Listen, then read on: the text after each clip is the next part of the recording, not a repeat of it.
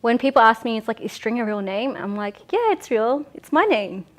But there's a story behind it. There's always a story about names. Hey from the future, it's String. I'm about to throw some epic knowledge bombs and fried chicken at you. Get ready. StringStory happens to be when I realized that I wasn't really creatively happy with my job as an interior designer. So I graduated as an interior designer, and I woke up every morning feeling like I needed to cry because I felt like I wasn't finding that creative satisfaction. And you know, it was a great job and I was really happy there, but I felt like there was something that kind of squished me and I felt like I needed to do something. So I went out on the streets and became like Spider Woman of the streets, where I like create colorful webs and stuff like that. And then over time, I kept on doing these like string stories. It's like what I did was like, you know how like there's wools or strands of wools? So what I did was like I intertwined them to make them colorful.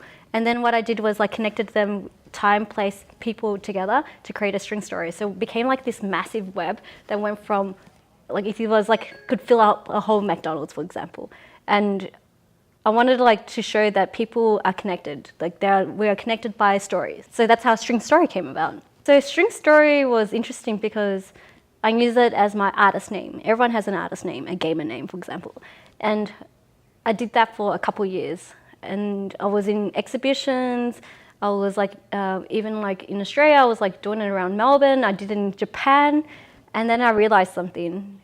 Being an artist wasn't sustainable. If I want to do it for a long time, I have to find a way to make it into a business. And I realized that I was lacking in business thinking and business, pretty much making money. And that's one of the things about creative people, right? We don't know how to make money.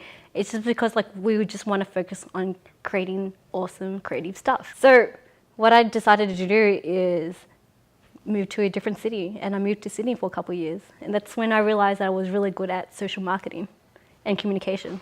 So I jumped into social media, and then I got into video. I've been doing like social media for a while, and people kept on asking me, it's like how I got started. So I kept on doing it for a few years, and then went to Sydney, and I became involved in the tech space. And I realized something, that video is the future. Once I realized that, I had all these like doors opening up, and platforms kept on popping up regarding videos. And the first video platform that I went into was a live streaming platform, a mobile live streaming platform called Meerkat. Have you heard of it?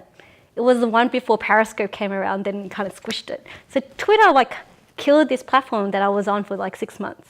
But it taught me the basic skills about community, about creating content, about being a channel. So that's where like 4 years ago, that's where I started my video journey. And I'm thankful for it every day, because the people that I met through that platform, like Mars behind me, Kurt, David Grossblatt, so many people, Mitch, so many people that I'm thankful for meeting today, 4 years ago, and who I still continue to have conversations today. And learning about creating content, being a channel, building, developing communities, it's still something that I do for every platform that I did, from Blab, which died also, on Snapchat, on Facebook Live, even on LinkedIn right now. These are the things that I continue to do all the time. Create channel, create content, develop community.